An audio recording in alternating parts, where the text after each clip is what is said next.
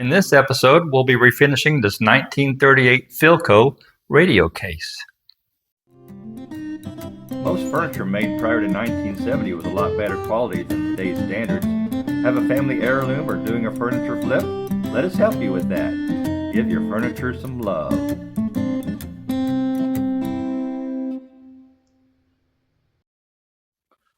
And here you have a 1938 Philco radio cabinet. My customer brought this to me with all the guts removed. He has somebody else restoring that part. He just wanted the wood repaired and refinished. The piece is in really good shape, as you can see. It's got a few veneer repairs that needs to be made. The finish, of course, is going to have to be replaced as well, but overall, it's in pretty good shape. We're going to have to replace the Philco label down here with a new one. The first thing we need to do is repair the loose veneer on this radio cabinet. As you can see, this corner here on both sides has come loose down on one end. It's all tied up here, but just this one end is loose. There's no way to really get a good clamp in that with that curve and then the space that's required. So what I've done is I've drilled some small holes in here. I'm going to work some hide glue behind that and push some push pins into those holes. That'll hold it tight against the cabinet until the glue sets. And once that's done, then I'll pull those pins back out and just fill the holes.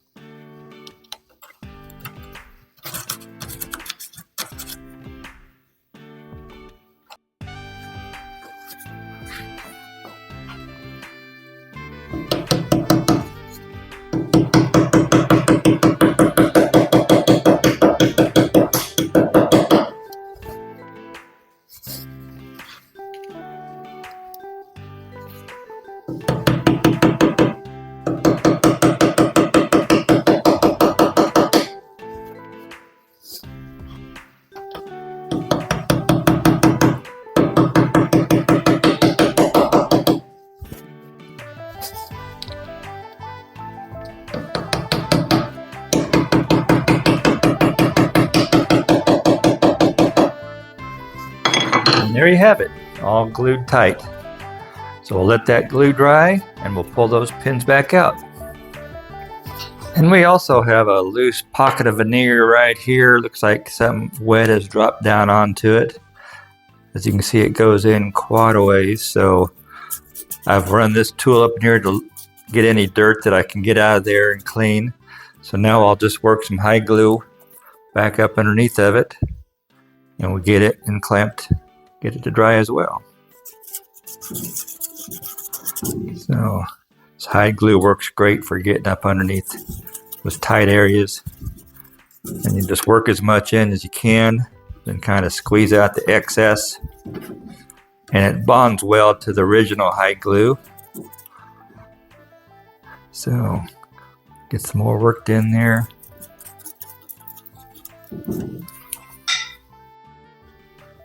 Okay, I've worked out the remaining glue and put the clamp on it, and it squeezed out just a little bit more when I put the clamp on, so then you just gotta get in there, wipe the excess off, and let that set to dry.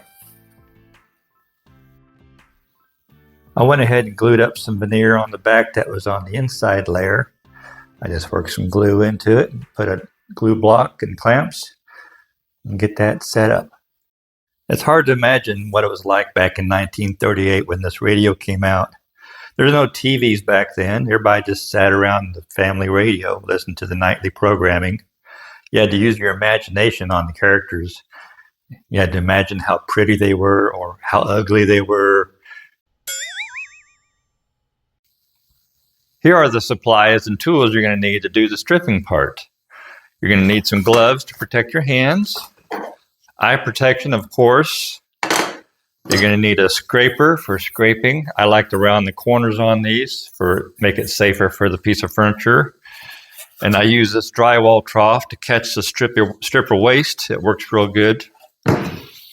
I use recycled terry cloth towels to do my scrubbing and cleaning with.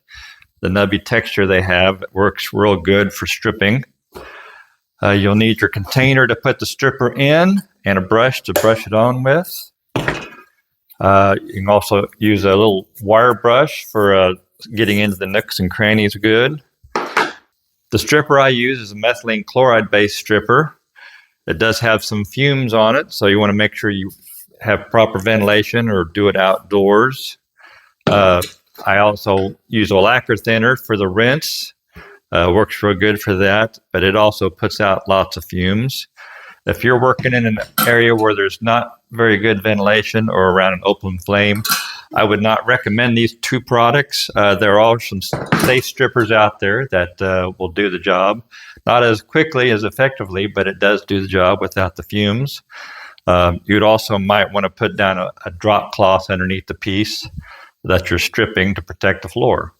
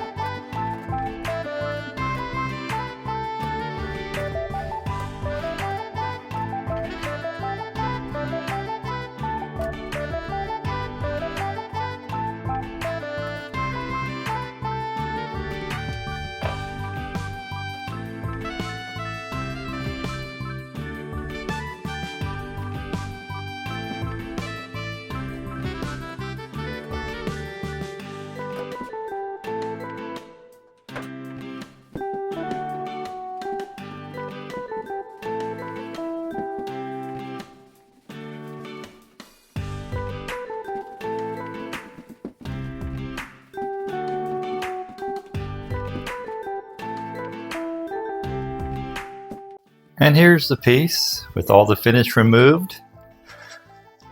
Okay, it cleaned up pretty good. It's got some really pretty veneer in it and some inlay.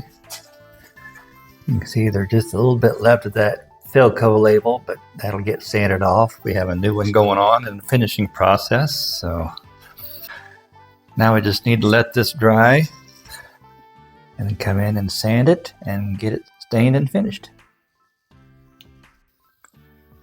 Okay, I've got this radio cabinet all sanded down, and I've applied one coat of sanding sealer so far. You can see that the color is a little different on the other wood, so we'll have to treat them a little differently than we do the walnut veneer to get it all matched in. The next step will be to apply a grain filler to fill the open pores of the grain, and then tone these secondary woods in, and then we'll take it from there. Okay, I got the piece sanded down, lightly sanded with 400 grit sandpaper and 4-0 steel wool. And I've masked off all the walnut veneer because I don't want to add toner to that. So now I just need to tone these secondary wood to match the walnut.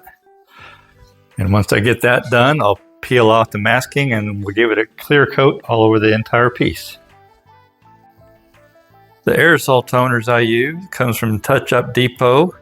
There are other manufacturers out there as well that make it. Mohawk is another good one. So I use an extra dark walnut and a perfect brown. And here's the perfect brown tone. Warm it up.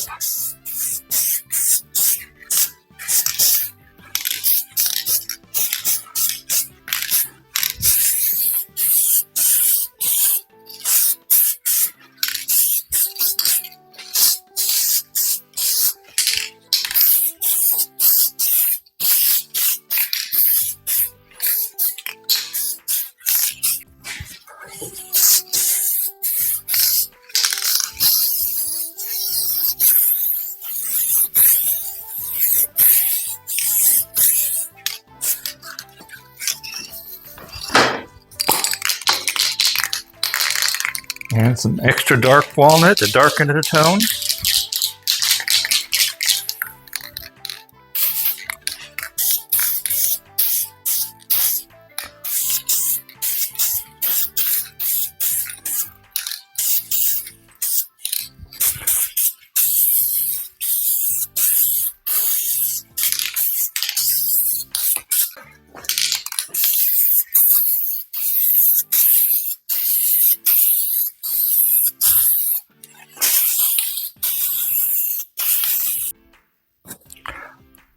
Okay, here it is with the toner added to the secondary wood to try to match the walnut veneer. Our next step would be to give a clear coat over this whole piece. We'll see what we end up with.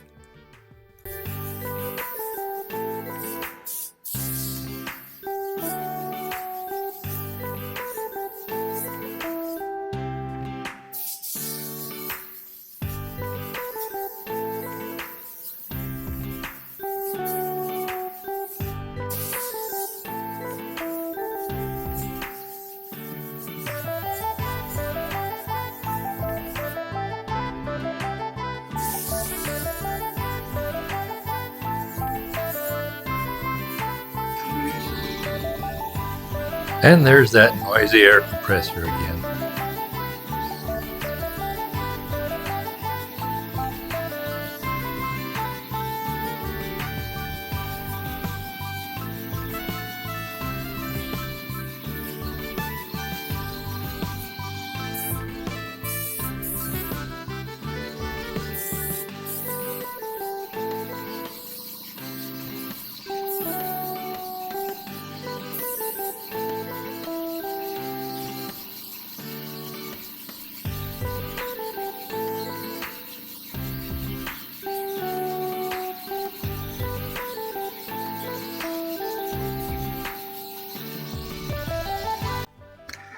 Here's the cabinet with one coat of clear sprayed on it. It looks almost like it could be done, but it's not.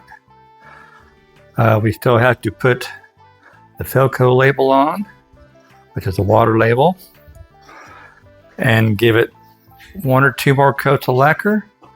Then we can say it's done. This piece has been sitting overnight drying, and this morning I came in here and sanded it with 400 grit sandpaper and 4.0 steel wool. So the next thing I need to do is put the Philco label on. I'll just drop this water label into a bowl of warm water and get it soaking for about 30 to 40 seconds. Then it'll be ready. Okay, let's get this label on there. Just slide it in place. Try to center it best we can.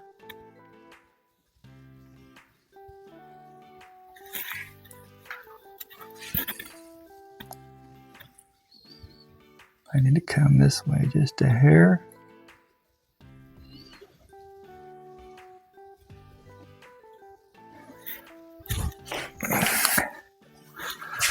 Bring it down just a hair.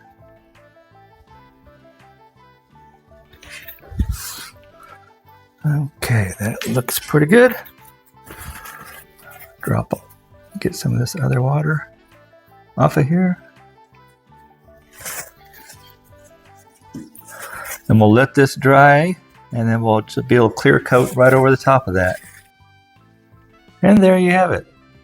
A nice, new, bright, shiny Philco label. And here you have the finished piece. All nice and shiny and new again. Turned out pretty good. I'm happy with it. You can see the grain's nice and filled just like the original. I got your Philco label there. Color looks good.